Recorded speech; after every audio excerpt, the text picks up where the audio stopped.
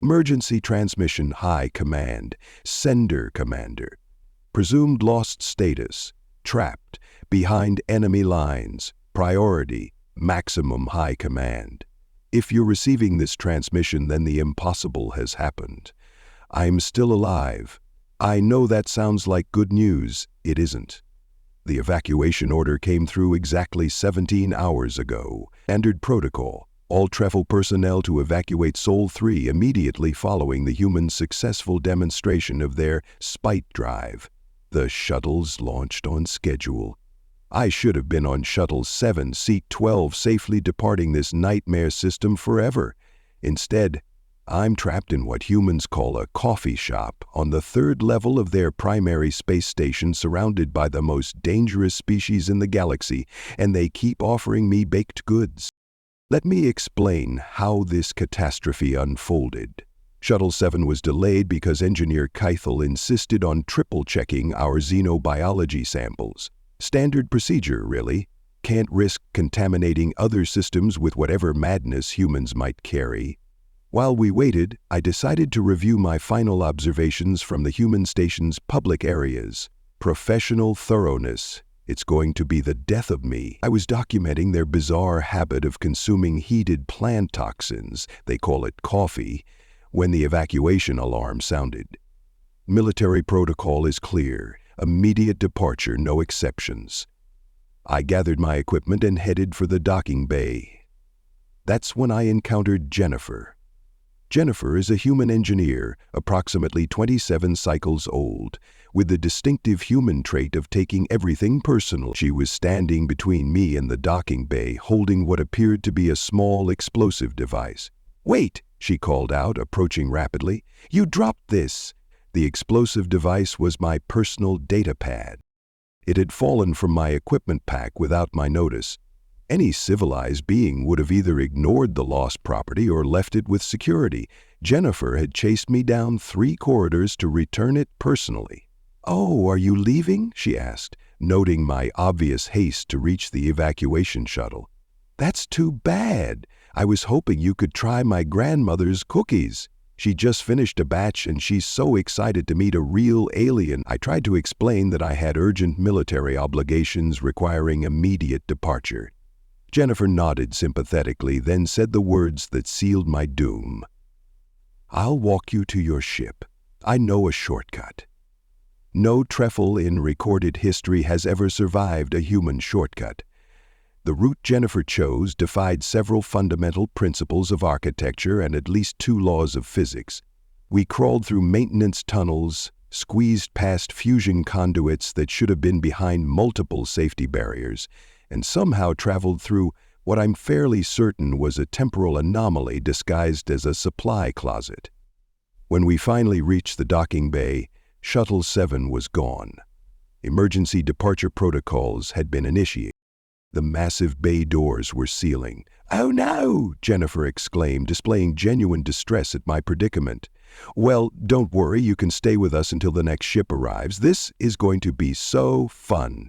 Fun. She used the word fun to describe my military abandonment in hostile territory. That was 17 hours ago. Since then, I have been subjected to the most psychologically devastating experience in TREFL military history, human hospitality. They've given me what they call a guest room in the civilian quarters. It has soft surfaces everywhere. Apparently, humans enjoy sinking into their furniture rather than sitting properly. The walls are covered with images of landscapes that don't exist and deceased humans they claim to love. When I asked about the tactical significance of these decorations, they looked confused and said they were pretty. They decorate their living spaces with aesthetically pleasing items that serve no functional purpose. It's like living inside an art gallery designed by someone who's never heard of efficiency. The grandmother, whose name is apparently Dorothy, has indeed provided cookies. These are small circular objects made from ground plant matter, animal secretions, and crystallized sucrose, baked until they achieve structural integrity. They smell like comfort and taste like childhood memories I never had. When I tried to analyze their chemical composition, Dorothy seemed offended and insisted I just enjoy them. enjoying food. Without analyzing its nutritional content or checking for toxins, they consume things purely for pleasure. But the real horror began when they started asking questions. "What's your planet like?" Jennifer asked, during what they call dinner, a social gathering where they consume nutrition while engaging in recreational conversation. I explained that Trephel Prime is a perfectly organized world with optimal resource distribution, regulated atmospheric conditions, and standardized living complexes designed for maximum efficiency. "That sounds sterile," Dorothy said with that expression humans get when they're about to say something devastating. "Don't you have any, character to the place? Quirky neighborhoods, local festivals, places where young people go to cause harmless trouble?" Harmless trouble. They have a concept for beneficial rule-breaking. I tried to explain that chaos and inefficiency were eliminated from our society millennia ago. This prompted what humans call a conversation about the beauty of imperfection and the importance of spontaneity. They have philosophical frameworks dedicated to celebrating disorder. The questioning continued. They wanted to know about our families. We have optimal genetic pairing protocols. Our entertainment, we have educational enhancement programs. Our art, we have aesthetic optimization algorithms. And our dreams, we have career advancement planning. Every answer I gave seemed to make them sadder. "You know what you need?" Jennifer declared. "A hobby." Before I could explain that Trephel don't engage in non-productive activities, she had produced something called a puzzle, a collection of small cardboard pieces designed to be assembled into a complete image. The process serves no functional purpose. The completed puzzle provides no useful skill. The activity exists purely to occupy mental resources that could be better utilized elsewhere. I've been working on it for 3 hours. The image appears to be a landscape featuring earth flora and a structure humans call a cottage. It's completely illogical, and I can't stop trying to find where the next piece fits. They've weaponized leisure time. But the true scope of my predicament became clear this morning when Dorothy announced that today is something called Baking Day. "We're going to teach you to make bread," she proclaimed with terrifying enthusiasm.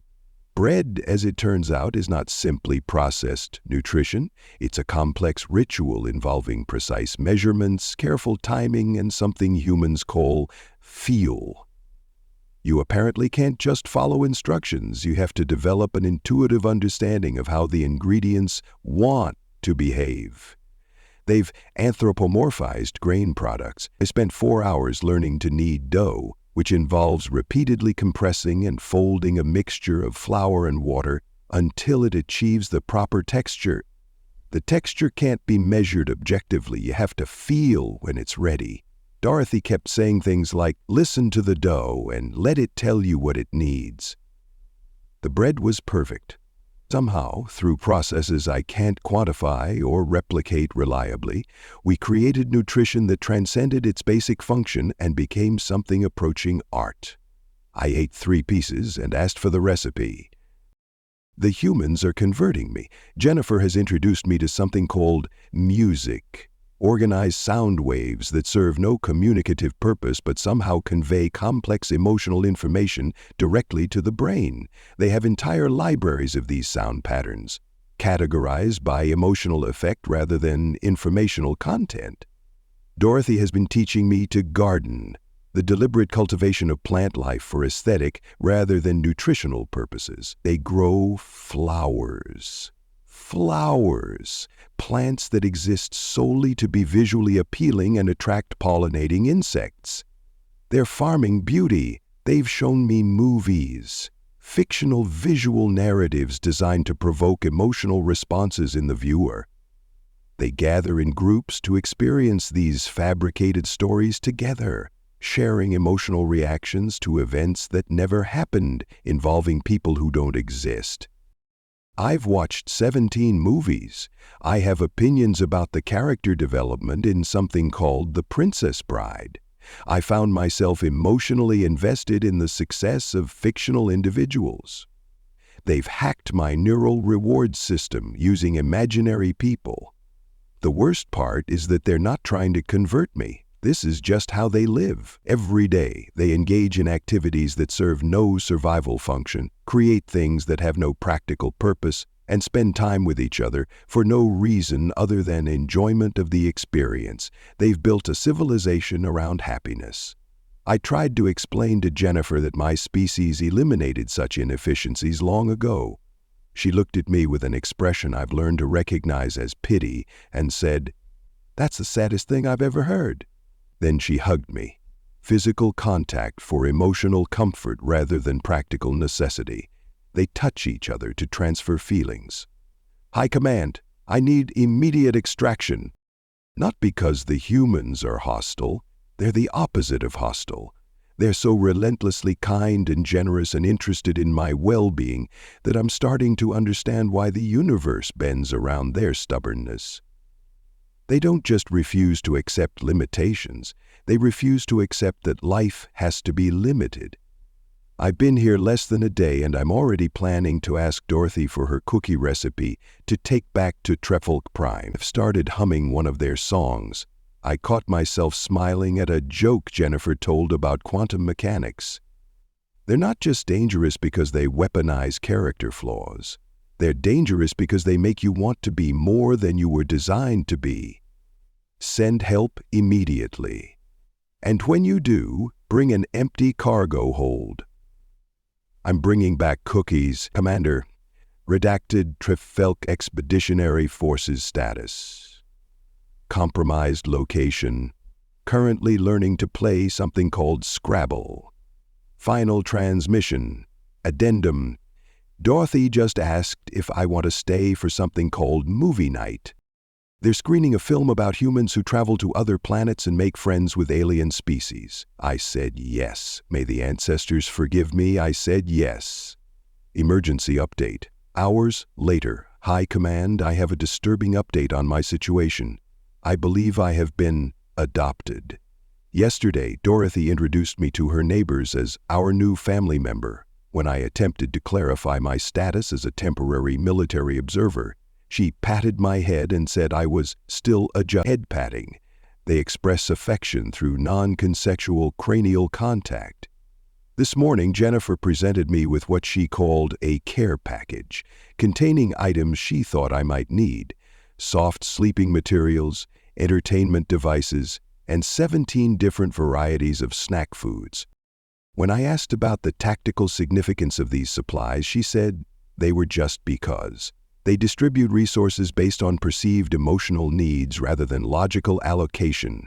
But the most disturbing development occurred during lunch. Dorothy placed a bowl of food in front of me, a carefully prepared meal of what humans call comfort food, and said, "There you go, sweetie, eat up." Then she said the same thing in the same tone to their domestic companion animal. "I am either a new family member or I have been classified as an exotic pet. The evidence for both interpretations is equally compelling and equally terrifying. Evidence I am a family member. They include me in decision-making processes. What movie should we watch? They ask about my preferences and feelings. They expect me to contribute to household activities. They introduce me to other humans as part of the family. Evidence I am a pet. They provide all my basic needs without expecting payment. They seem delighted by everything I do, no matter how mundane. Dorothy keeps taking pictures of me with her communication device. They use the same encouraging tone with me that they use with their cat. Yesterday, Jennifer literally said, "Good boy," when I successfully operated their food heating device. The cat, whose name is Mr. Whiskers, has been observing me with what I can only describe as professional interest. I suspect he recognizes a fellow domestic companion when he sees one. Most alarmingly, I'm not entirely opposed to either classification. The humans have created a social structure where being cared for is not considered a weakness and contributing to group happiness is valued over individual achievement. Whether I'm family or pet, my role appears to be the same: exist, be myself, and allow them to enjoy my presence. It's the most sophisticated psychological warfare I've ever encountered. They've captured me without chains, imprisoned me without walls, and enslaved me without force. I don't want to leave. The food is excellent, the entertainment is engaging, and Dorothy promised to teach me something called knitting tomorrow. I have been defeated by weaponized kindness. Send extraction immediately. Or don't. I'm honestly not sure anymore. Mr. Whiskers just brought me a dead electronic component he found somewhere. I think this is either a gift or an initiation ritual. I thanked him. He purred. I may have just been inducted into the pet hierarchy. Commander, Redact, Trefilk Expeditionary Forces. Status: unclear. Current rank, either honorary human or well-treated alien pet. Next activity, learning to knit, apparently. Final note, Dorothy just asked if I want my own room decorated or if I prefer the den setup we have now. I don't know what the correct answer is. I told her I'd think about it. She seemed pleased that I'm settling in so well. I fear it may already be too late for extraction. The humans have domesticated me, and I'm not sure I mind. Many thanks to my channel members and Pathfinders. You all make these videos possible. Thank you for listening to this story. I hope you enjoyed it. Be sure to leave this video a like and subscribe if you want to see more stuff like this. Video shares, memberships, and super thanks help the channel grow as well, so feel free to partner with this channel in that way as we grow. With that all said, thank you again for listening to the story, and thank you for your time. On the left side of your screen are some videos I think you might be interested in. I hope to see you in the next one.